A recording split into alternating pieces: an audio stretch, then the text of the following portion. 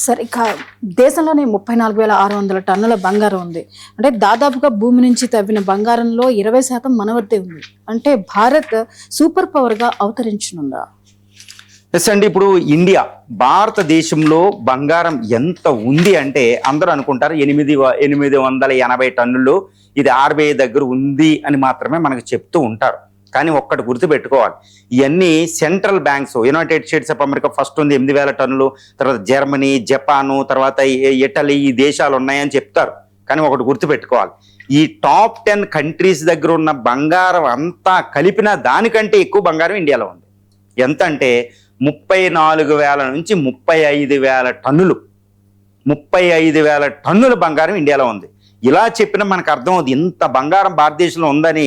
ఇంకొక విధంగా చెప్తే ఆశ్చర్యపోతాం అనమాట. నోరు వెళ్ళబెట్టి కనీసం మూయడానికి కూడా నోరు రాదు. అంతటి ఒక విచిత్రమైన విషయం ఏంటంటే, ఈ భూమి మీద మానవుడు బంగారం తవ్వి తీసిన తర్వాత, అంటే ఈ భూమిలో నుంచి బంగారం తవ్వి తీయడం మొదలు పెట్టిన తర్వాత ఇప్పటి వరకు 2,28,000 టన్నుల బంగారాన్ని బయటకు తీశాడు. అంటే మానవ చరిత్రలో భూమిలోంచి మానవుడు బయటికి తీసింది 2,28,000 టన్నులు, అంతే ఇంతవరకు తీసింది. కానీ ఈ బంగారంలో అత్యధిక శాతం ఎవరి దగ్గరికి వెళ్ళిందంటే ఇండియన్స్ దగ్గరికి వచ్చింది. అదే 34,000 టన్నులు. అంటే ఎంత అంటే 16% గోల్డ్, ఆల్మోస్ట్ 1/5 అంతే. ప్రపంచంలో ఎక్కడ తవ్వినా భారతదేశం బంగారంలో వచ్చేసింది.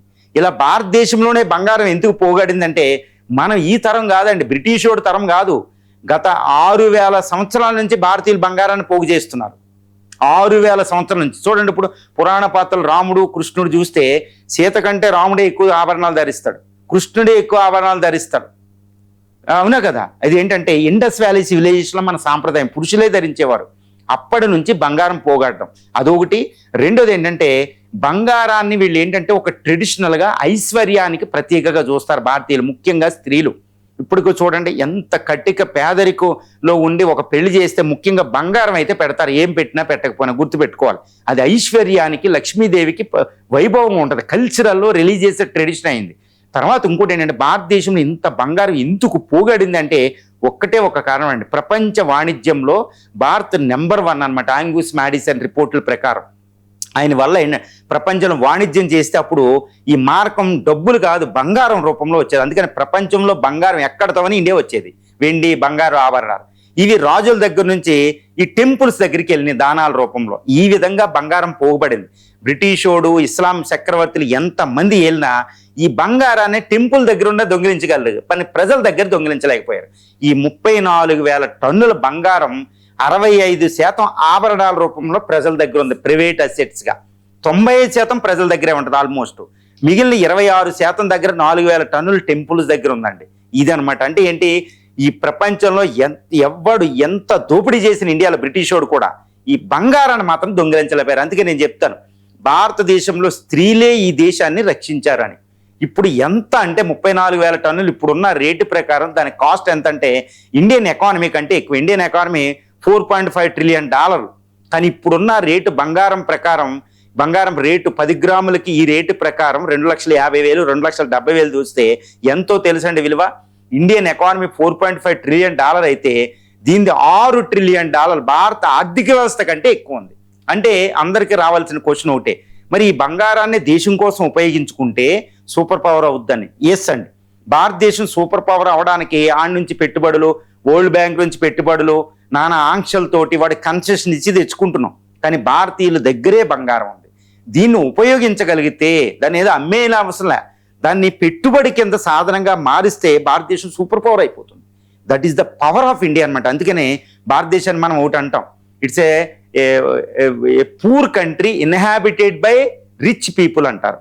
భారతదేశం అంటే పేద దేశమే, కానీ ఇది ధనిక దేశం అనే ఒక సామెత కూడా ఉంటుందన్నమాట. ధనికులు నివసిస్తున్న పేద దేశం అదనమాట. బంగారాన్ని మరి ప్రభుత్వం ఎందుకు ఉపయోగించలేకపోతుందంటే చాలా కష్టం అండి. ప్రభుత్వాన్ని నిందించడం కాదు, ఈవెన్ ఎకనామిస్టులు కూడా ఏ విధంగా దాన్ని ఈ ప్రొడక్టివ్ అసెట్ కింద మార్చాలనే దానికి తల్ల పట్టుకున్నా కుదరదు. అలా అనుకున్న వాళ్ళకి వెంటనే ఎకనామిక్స్లో నోబెల్ పీస్ ప్రైజ్ వచ్చేస్తుంది అమర్త్యసేన్ లాగా.